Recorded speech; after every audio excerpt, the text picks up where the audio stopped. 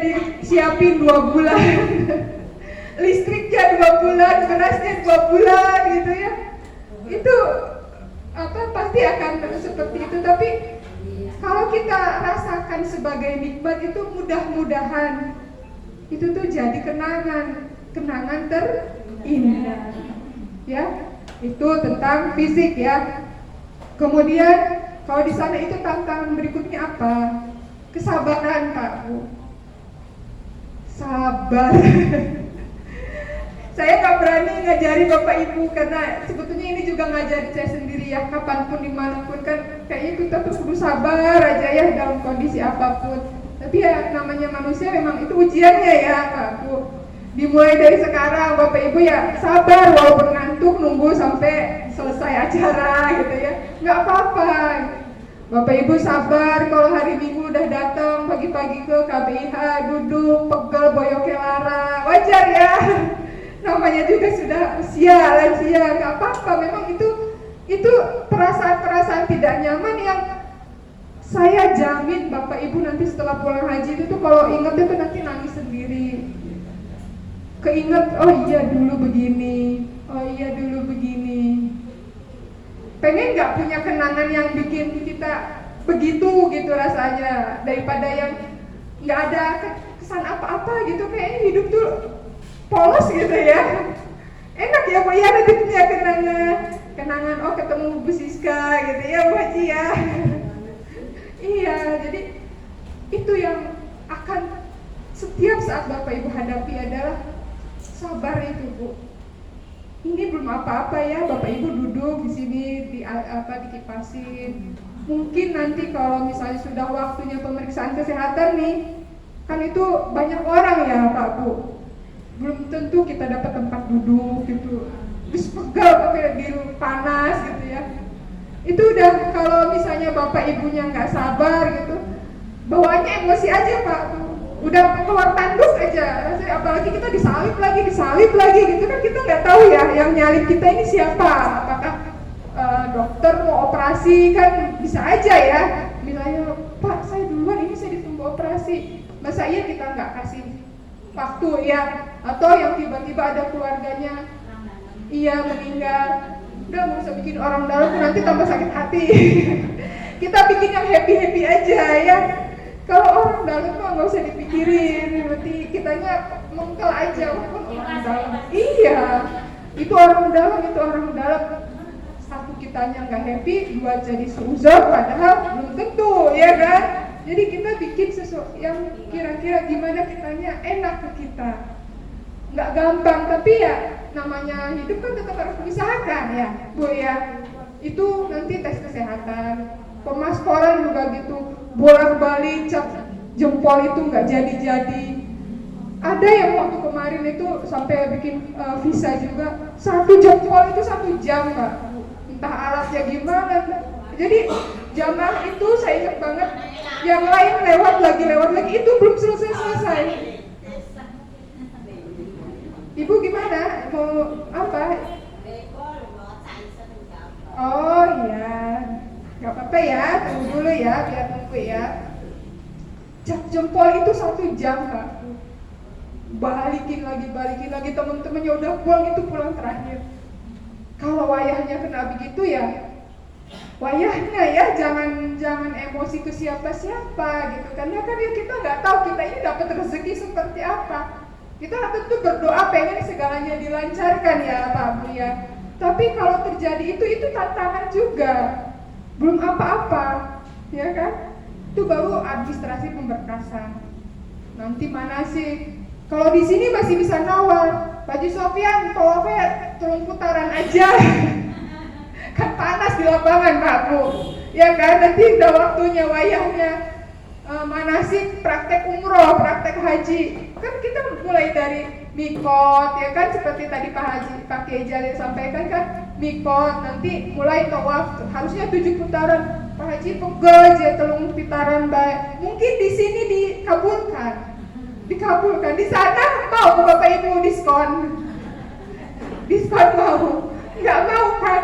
Kalau bisa yang banyak katanya. Tapi terlalu banyak juga gempor Bu. Ya, di sini Bapak Ibu mungkin kita, oh ya sudah 3 putaran aja. Belum sainya, wis Pak Haji anggapnya wis pur lah. Iya, hampir cepet, hampir tulis wis pegel ya, panas. Itu baru manasi, ya kan? Nanti ke pemberangkatan. Pemberangkatan ini membosankan. Kita duduk di ruangan, nggak tahu gitu, kita ditinggal panitianya ngambil apa kitanya kan gendang ya. Ya kan? Karena dari sini kita udah pegel. Dari rumah 2 hari 2 malam nggak tidur, tamunya ribuan nggak selesai. Begitu kalau orang sini ya Bu ya, nggak selesai kita mau tidur, assalamualaikum, mau tidur assalamualaikum, otomatis kan nggak tidur jadinya kita. Itu dari sini 2 hari 2 malam kita udah nggak tidur. Di jalan, nanti di pesawat 9 jam pesawat tuh kayak diem aja Bu. Bosen nggak kira-kira? Bosen. Makanya gimana caranya Bapak Ibu saling bahu-membahu, saling menciptakan kondisi suasana yang enak gitu. Jangan saling memprovokasi, jangan saling memprovokasi kalau ada apa-apa ya. Kalau kita tidak bisa kasih solusi, mending diam ya. Karena sekali satu tersulut emosi, wah kacau balau Pak. Semuanya bisa emosi semua. Tadi yang udah ditahan-tahan jadi kayak kesamber gitu kan. Nah itu tanggung jawab kita semua supaya semuanya enak gitu. Ya, semuanya enak. Karena tidak mungkin orang, jangankan nanti di pesawat 400 orang ya. Di sini aja, anggap aja sini 65 ya. 65 kan karakternya beda-beda. Nggak sama. Yang satu cenderung begini, yang satu ke sana, yang satu ke sini. Tapi kan kita tidak bisa mengabaikan semuanya. Kita harus gimana caranya yang berbeda-beda ini kita kompromikan supaya tujuan kita nanti di sana hajinya kita semuanya lancar sampai mabrur. Gitu kan? Ada yang mau ditanyakan dulu? Atau mau tidur dulu? Kalau jamnya yang siang tuh yang begini Bu, nggak apa-apa, biasa ya. Itu kesabaran. Kemudian kalau untuk wanita tantangannya adalah yang tidak pernah, mungkin entah sampai berapa tahun ke depan belum ada solusinya, yaitu antri toilet Bu. Ya, antri toilet itu paling cepat 1 jam. Tidak ada toilet antri cuma 2 orang kayak tadi di belakang tuh, tidak ada. Minimal 10 orang. Bapak Ibu bisa hitung. Kalau 10 orang, 1 orang perempuan 1 menit cukup? Tidak cukup. Saya baru begini aja udah 1 menit. Ya kan? Lepas kaos kaki 1 menit. Linting ini kerah udah 1 menit. Lepasin gantungin udah 1 menit. Paling cepat itu 5 menit deh. Kalau 10 orang kan 1 jam. Ya. Jadi Bapak Ibu jangan sampai kalau ke toilet itu sudah pengen pipis, sudah pengen kebelet, jangan. Saya pastikan Bapak Ibu akan kebabayan, akan ngompol di tempat. Saya tidak serius, saya tidak bercanda ini. Ketawa dong Bu. Lucu nggak? Biar nggak tidur gitu. Karena memang kejadian kita lihat sendiri di depan mata Pak Bu, terutama yang usia lanjut ya. Yang usia lanjut udah ya di situ gitu kan, lihatnya kan kasihan ya, mana berangkat sendiri, berarti kan akan lebih repot lagi ngurusin najis-najisnya sendiri kan. Pakai pampers. Ya nanti ada pelajarannya pakai pampers ya. Tapi bapak-bapak tidak boleh pakai pampers sayangnya, karena kan sedang berihram ya, pakai ihram kan. Kalau bapak-bapak sebetulnya lebih cepat antriannya, karena kan nggak ada pakai apa aja.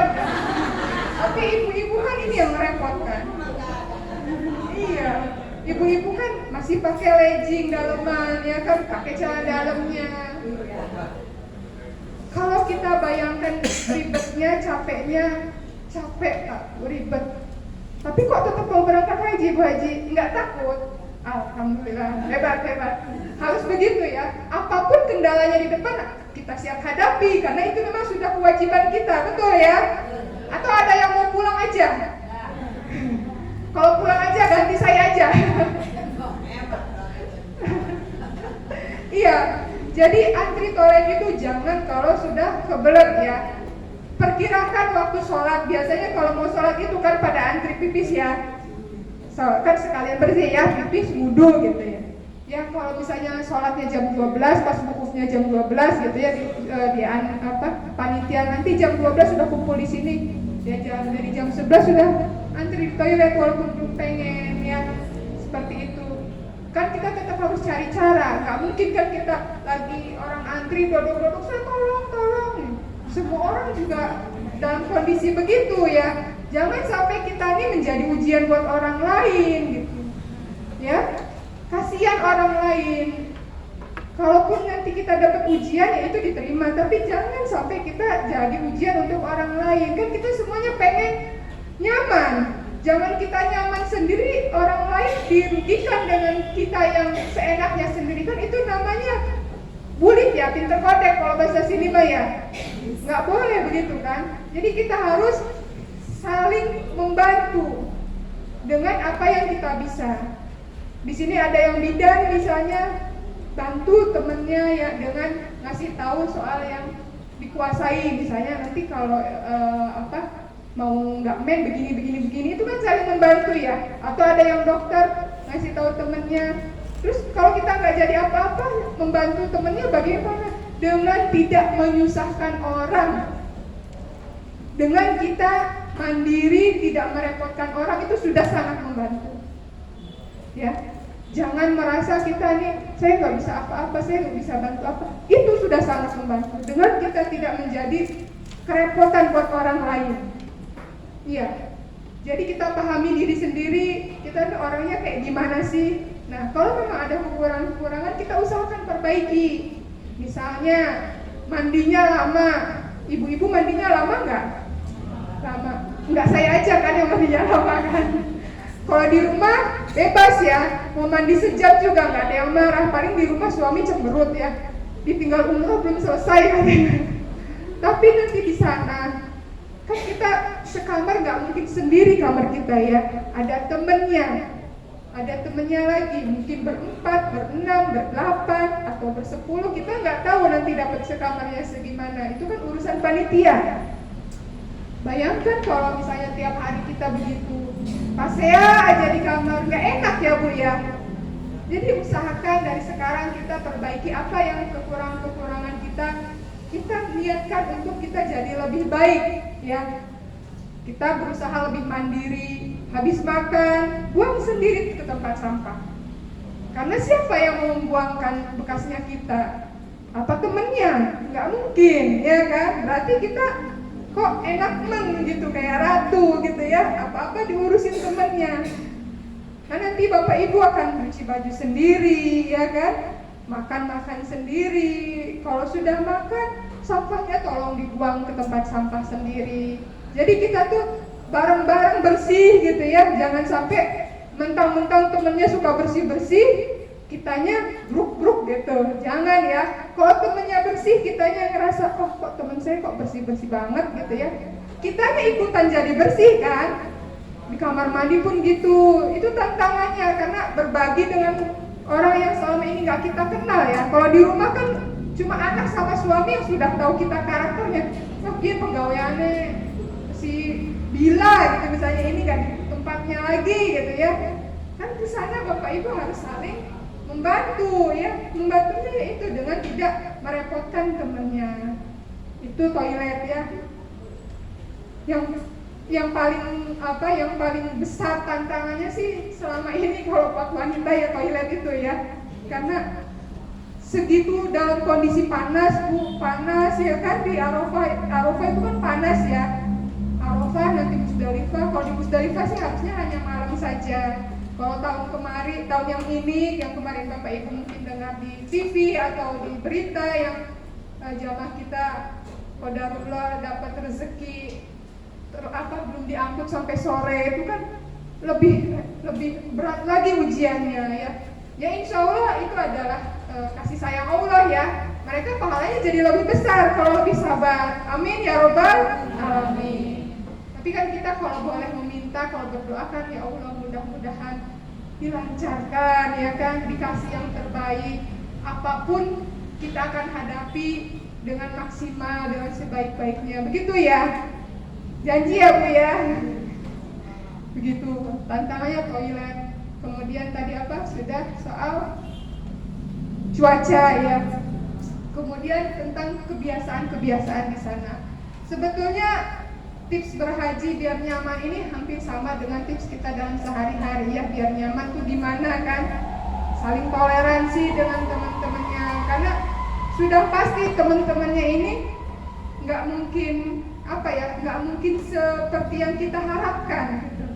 Contoh misalnya Haji Sofyan sudah memimpin jamaah mau umroh ya, sudah mikot, sudah di depan Masjidil Haram, sudah bilang Bapak Ibu yang batal wudhu karena kita mau tawaf di dalam masjid, silakan wudhu dulu ya kan. Haji Sofyan udah sampaikan begitu tuh. Yang lain wudhu, kita nunggu kan.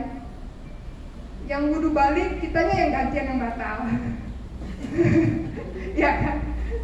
Yang batal udah balik, udah jalan, baru 10 langkah. Pak Haji, saya batal. Nunggu maning tuh. Kira-kira masih sabar apa enggak? Harus, tidak ada cara lagi tuh teman kita, masa mau dibiarkan? Ya kan? Masa mau dimarah-marahin? Ira semaus ditakoni iya kan? Tapi walaupun begitu, dari sini sudah saya sampaikan, nanti Pak Haji Sofyan juga mungkin sampaikan, mungkin akan kejadian, kemungkinan akan kejadian. Nanti sampai di sana telepon saya ya, atau Abu Haji benar kejadian gitu ya. Ya kan? Mungkin akan kejadian, karena ya itu adalah makanan kita sehari-hari. Insya Allah kita umroh sunnahnya berapa kali? 7 ya, umroh sunnah 7 ya. Ya mungkin akan 7 kali menjalani seperti itu, gantian orangnya. Jadi aja nyewot, senyum aja, banyakin senyum pada yang begitu ya. Karena ya nggak maido ya, saya juga ngerasain ya, emang tadi nggak pengen kok gitu kan, tiba-tiba emang kecus gitu. Ya. Jadi begitu akan mau masuk Masjidil Haram, kan harus sudah suci karena Bapak Ibu harus tawaf. Kalau setelah tawaf, sa'i itu Bapak Ibu boleh tidak suci. Sa'i itu boleh dalam kondisi tidak berwudu ya. Misalnya selesai tawaf pada ngentut semua nggak apa-apa ya. Selesai nggak apa-apa, berat gantian nggak apa-apa. Tapi ini yang banyak dikhawatirkan jamaah adalah saat mau tawaf, Bu Haji gimana, saya kan orangnya ngentutan, ya kan? Satu, fokus Pak Bu, fokus. Jadi begitu Bapak Ibu sudah Bismillah mau masuk Masjidil Haram, Pak Haji Sofyan udah ingatkan yang batal wudhu silakan wudhu, kita tungguin. Kalau belum batal, sudah batalin aja sekalian. Siapa tahu di kamar mandi ngentut sekalian gitu. Nanti begitu sudah wudhu pakai baju, naik ke ketemu Pak Haji Sofyan lagi, kumpul di depan, berdoa. Kita semua berdoa ya. Ya Allah, Bismillah, fokus. Insya Allah Bu, saya belum pernah dengar tuh ada jamaah lagi tawaf nuntut tuh, belum pernah dengar dengan begitu ya. Maksudnya kita kan sudah maksimal ya, sudah wudhu, sudah Bismillah. Jadi jangan mikir aja nuntut, jangan mikir malah nuntut beneran. Jadi fokus gitu, ya Allah mudahkan, sudah itu aja.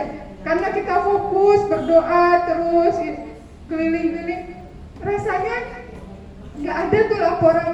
Ini bisa digrupkan biasanya, nanti kalau berangkat juga ada laporan ya kan, siapa nih yang nggak ada, ini lagi wudhu soalnya tadi ngentut gitu. Nggak ada, alhamdulillah Pak.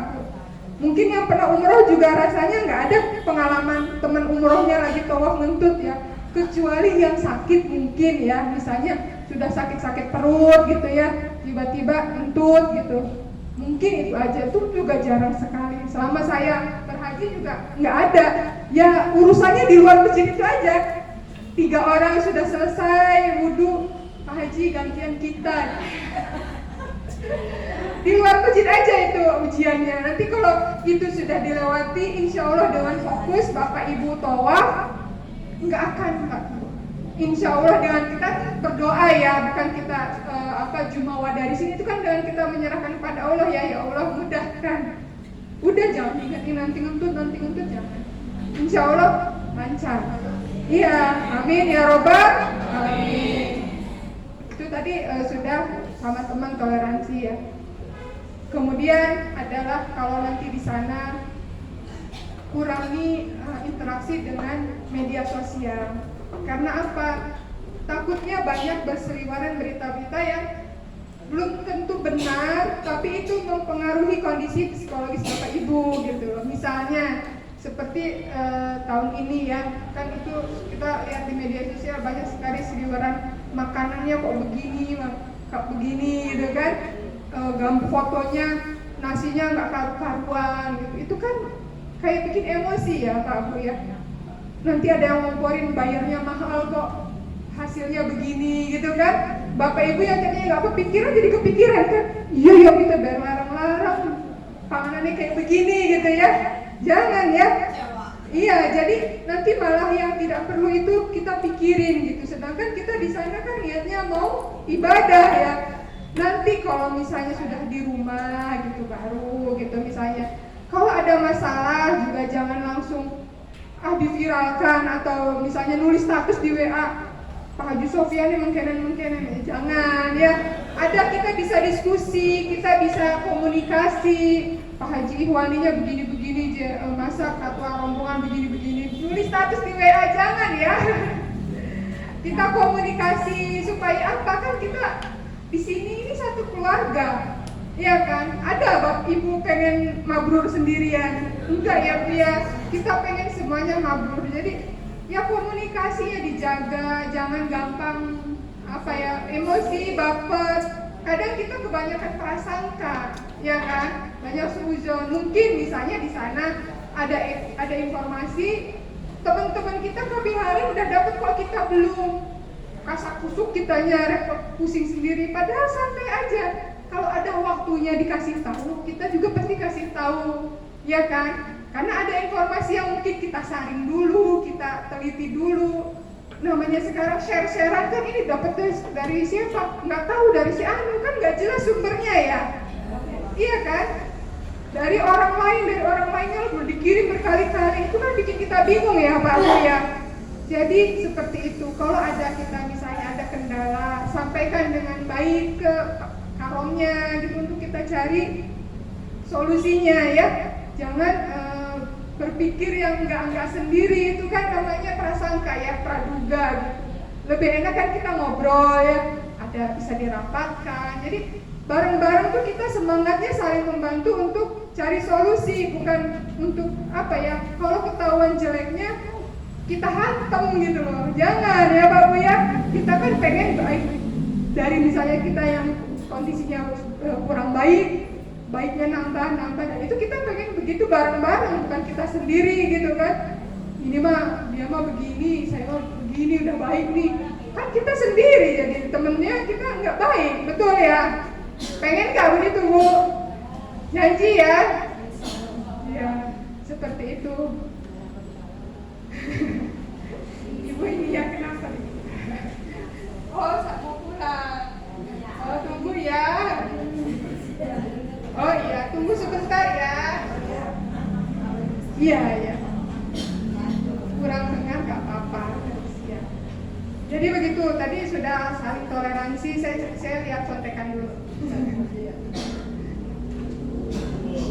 Kemudian yang tidak kalah pentingnya adalah dimanapun kita berada, langit dijunjung, bumi dipijak. Dimanapun pasti ada aturan dan kita harus mengikuti aturan di mana kita berada. Untuk saat ini di Tanah Suci ya, untuk masuk Masjidil Haram, tapi tadi seperti sudah Pak Haji Sofyan sampaikan ya, kalau mau masuk ke tawaf lantai yang paling dasar untuk tawaf, bapak-bapak harus pakai ihram ya. Kemudian ibu-ibu juga. Nah, ibu-ibu kalau tidak mau masuk lantai dasar tawaf itu mau pakai baju warna-warni tidak apa-apa gitu. Tapi nggak bisa masuk ke bawah ya. Hanya di masjid yang muter itu gitu. Misalnya mau pakai baju merah, biru itu tidak apa-apa. Hanya saja memang aturannya baju muslim yang di sana diperbolehkan itu tidak ketat, ya, tidak menonjolkan lekuk badan. Ya memang aturan baju muslim begitu ya kan, untuk menutupi aurat ya, bukan orang malah bikin penasaran gitu ya. tidak mencolok, misalnya gambarnya Doraemon gitu, baju muslim ibu ada yang gambarnya Hello Kitty.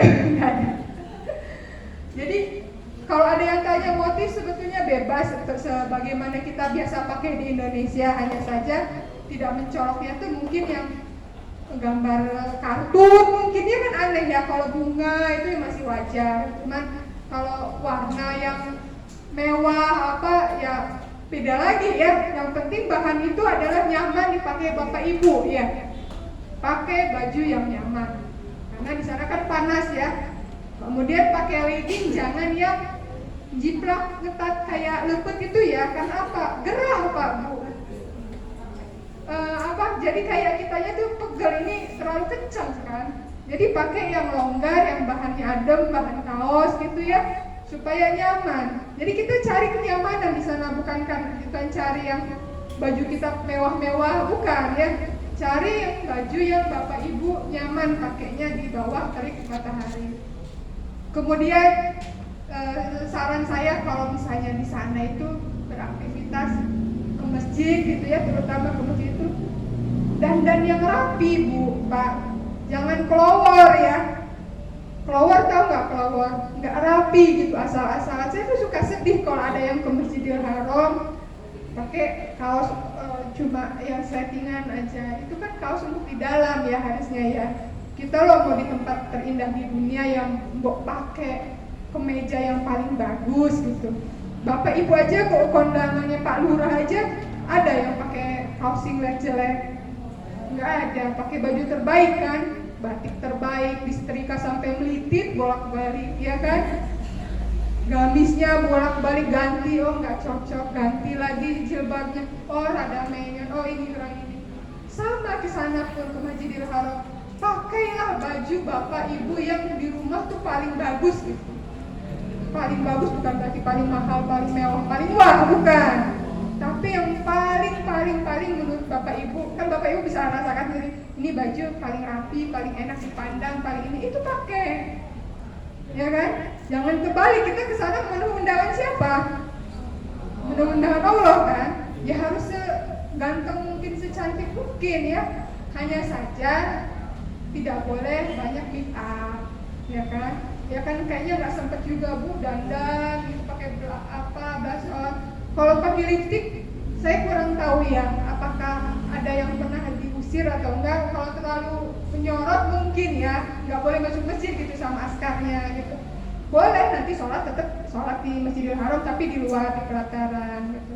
Jadi karena di sana kan ya begitu ya, negaranya nggak boleh memperlihatkan apa kecantikan gitu ya. Jadi cantik boleh tapi tidak berlebihan. Mungkin kalau yang suka pakai lipstiknya warna tebal banget ya mungkin di sana dikurangi. Boleh pakai lipstik dandan secantik mungkin, semener mungkin kalau city tour. Mungkin ya namanya ibu-ibu kan ada yang tidak bisa tidak dandan gitu. Ya nggak apa-apa karena itu kan ini ya kodrat wanita kan pengen cantik. Cuma nanti disesuaikan kalau mau ke masjid ya yang sesuai dengan ke masjid gitu dress code-nya. Nanti kalau mau jalan-jalan kan beda lagi gitu ya.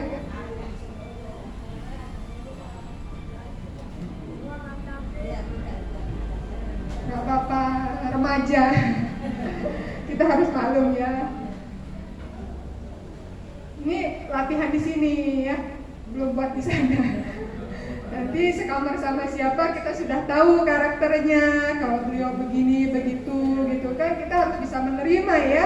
Karena itu bagaimana itu keluarga kita sendiri.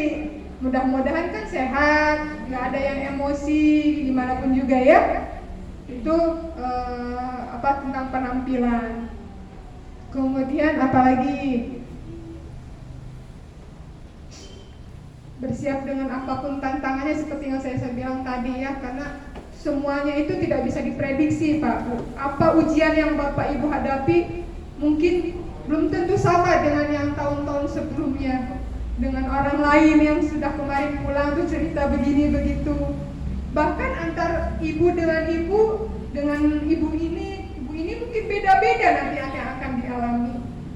Ya kan? Kemarin Pak Haji Mulyani cerita kan, beliau bilang naik bis ya, kemudian ya Allah mudah-mudahan aja ada, jangan ada nenek-nenek naik nanti saya berdiri gitu kan. Itu kan langsung ini ya, katanya langsung kejadian ya. Padahal yang beliau sampaikan itu sesuatu yang baik apa yang jelek? Baik kan? Beliau kan sudah berniat kalau ada nenek-nenek pasti saya berdiri, nggak mungkin saya yang duduk. Allah langsung balas ya, Allah langsung kabulkan. Ada nenek-nenek kan itu untuk menguji beliau. Itu bukan sesuatu yang jelek buat beliau, justru itu menambah pahala karena sudah niat ya. Niki dipai dipai akhirnya dikasih rezeki, beliaunya dapat pahala karena harus berdiri, betul. Terus jadi apakah di sana nggak boleh ngomong jelek Bu Haji? Gitu kan pertanyaannya, katanya langsung dibalas.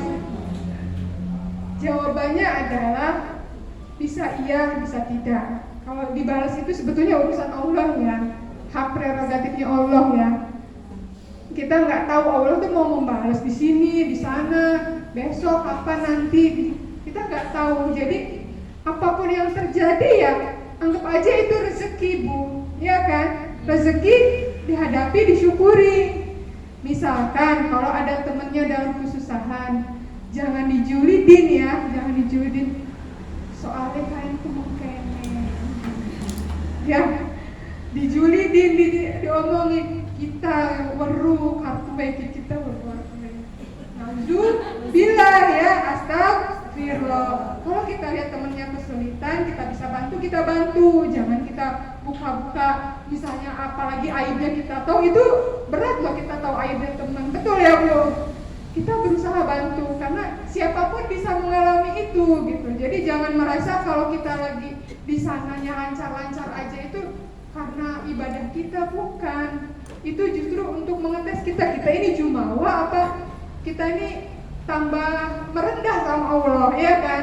Apa kita sih balik mungkin di Indonesia anggal dinas 10.000 yang bocah yatim. Jadi kita malah ngerasa itu karena punya kita gitu loh. Padahal apa yang Allah kasih itu ya suka-suka Allah ya. Mau dikasih yang semuanya lancar ya itu dari Allah, ada kesulitan juga itu adalah rezeki yang mungkin itu bisa nambah pahala buat kita gitu. Jadi jangan khawatir dengan nanti misalnya di sana takut begini begitu karena kita di sini lagi banyak dosa. Karena sampai kapanpun kita nggak ada dosanya sampai ke sana. Betul Bu? Bapak ada yang nggak ada dosanya? Nggak ada, ya kan? Sampai akhir kiamat juga kita tetap ada dosanya. Justru karena dosa kita banyak, kita nih niat banget kan nabung segitu banyak, ya Allah pengen ke Mekah, pengen ke Madinah, betul? Karena apa ya?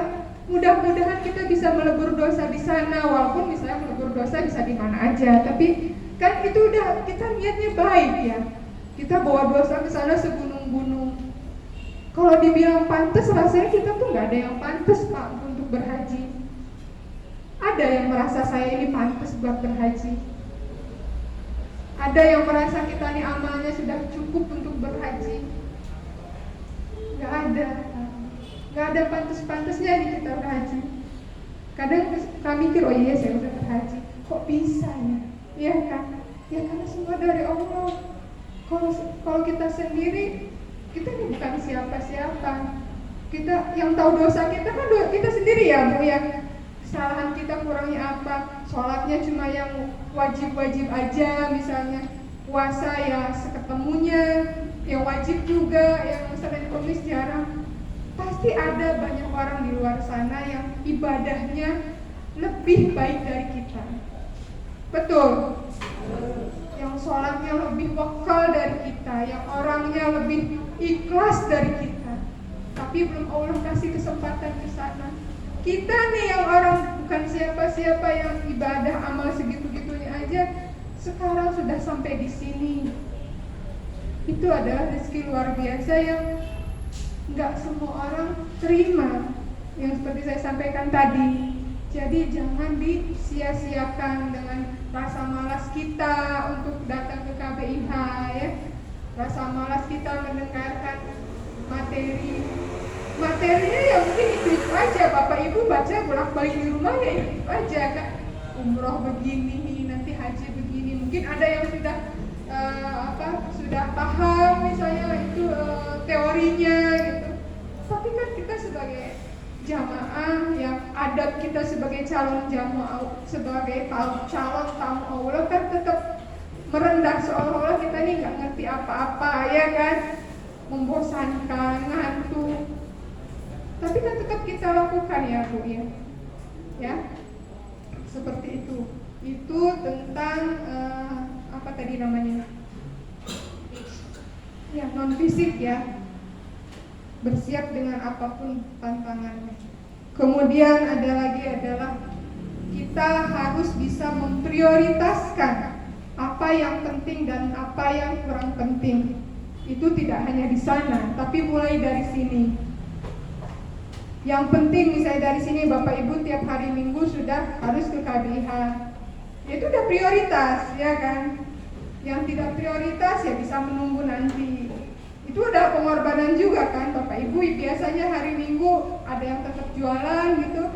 Ya, karena sudah tiba kewajiban haji buat Bapak Ibu tunda dulu jualannya selama mau sampai berangkat haji kan. Itu adalah bentuk prioritas, mengatur prioritas. Sama di sana juga. Prioritas Bapak Ibu di sana adalah untuk beribadah. Jadi hal-hal yang di luar ibadah itu ditunda dulu. Kalau misalnya sudah waktunya umroh ya Bapak Ibu tenaganya siapkan buat umroh dulu. Kalau sudah waktunya mau ke masjid, Bapak Ibu tinggalkan yang lain untuk ke masjid dulu. Jadi di sana belajar memanage waktu, karena kan waktu Haji Sofian saya kasih waktu kita akan umroh tiap pagi ya jam 3 misalnya mulainya. Umrohnya subuh, gitu selesai sholat subuh umroh. Berarti Bapak Ibu harus memanage waktu. Nanti jam segini saya istirahat, jam segini saya bangun, jam segini saya nyuci baju kotornya. Betul ya Bapak Ibu ya? Seperti itu. Sama dari sini juga kita memprioritaskan mana yang penting dulu sama yang kurang penting. Sama seperti dalam pengaturan biaya juga ya. Bapak Ibu kan sudah dikasih tahu reng-rengannya ya, kira-kiranya biayanya seperti ini. Yaitu prioritas kita sekarang untuk mendukung kelancaran ibadah Bapak Ibu ya. Kita atur dari sekarang. Nanti kan seiring berjalannya waktu akan keberangkatan akan nambah ya.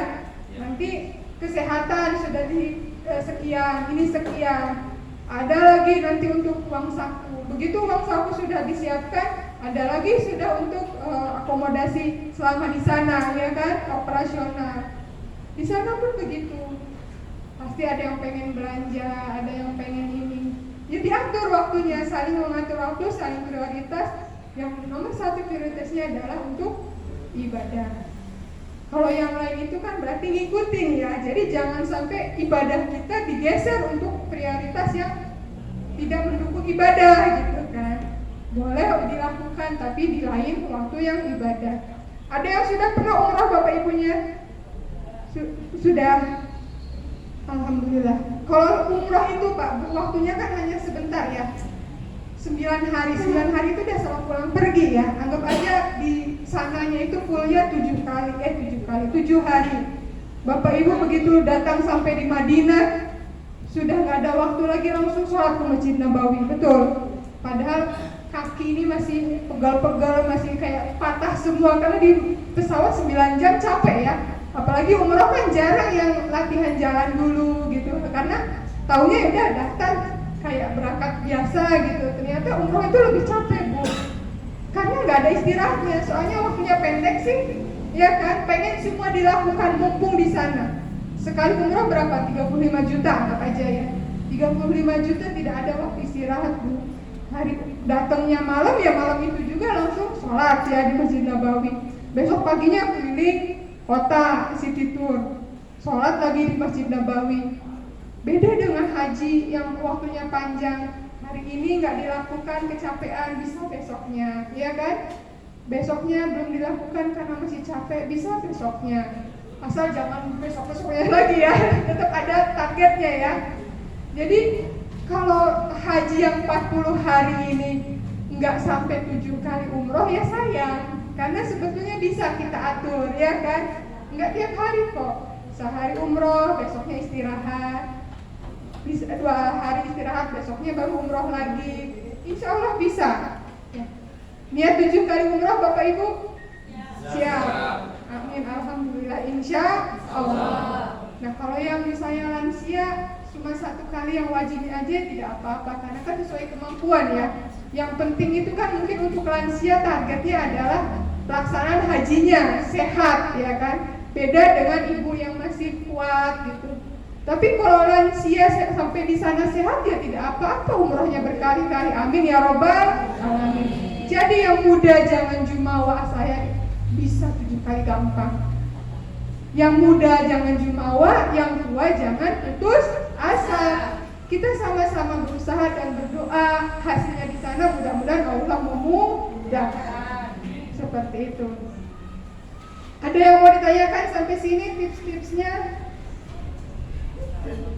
Barangkali itu haji, apa saya dengar begini-begini itu bagaimana gitu. Tidak ada? Mau dilanjut apa mau tidur dulu? Ya, intinya sebetulnya hampir sama dengan yang biasa kita lakukan di sini. Di sana tidak boleh bilang yang jelek-jelek katanya. Ya harusnya di sini juga. Ya betul ya Bu. Masa iya di sini kita bicaranya kasar, menyakiti teman gitu. Terus sampai di sana tiba-tiba kita nggak yang baik-baik, kan tidak mungkin ya. Tidak mungkin mudah kembali ke telapak tangan begitu gitu. Jadi semua itu kan latihan. Seperti yang tadi saya sampaikan, yang tahu kita, kesalahan kita, kekurangan kita kan kita sendiri. Misalnya saya gitu ngomongnya suka nyakitin teman gitu ya, atau gampang emosi. Ya dari sekarang saya belajar untuk kalau ada misalnya kabar apa, tahan dulu, jangan komentar dulu. Siapa tahu nggak butuh komentar kita, tetap tidak terjadi apa-apa, kan kitanya nggak ngomong nggak enak, betul? Ya kan? Seperti itu. Jadi apapun yang akan kita harapkan di sana, kita latihan dari sini. Di sana nggak ngomong jelek katanya, dari sini juga, bukan di sana ngomongnya baik-baik, terus di sini seenaknya mumpung di sini kan. Nanti di sana jangan ngomongin jelek-jelek ya. Nggak begitu ya Bu ya. Itu kan 40 hari di sana, sedangkan kita sudah melakukan karakter kita udah berpuluh-puluh tahun, ya kan? Kan nggak mungkin kita kayak sulap gitu, tiba-tiba di sana kita jadi baik banget. Itu kan hanya 1 dari 1000, kalau Allah mau bisa aja. Hanya cuman kita ini siapa sih, ya kan? Siapa sih kita kok di sini seenaknya sendiri berbuat, nanti di sana jadi baik, kan enggak ya? Dari sini kita harus usaha, udah latihan banyak toleransinya sama teman, supaya di sana juga kita terbiasa bertoleransi sama teman ya. Kemudian fleksibel, kalau ada apa-apa tuh nggak kaku gitu. Karena ada yang kalau dengan yang kaku itu kan berat ya. Azan tak? Belum kan?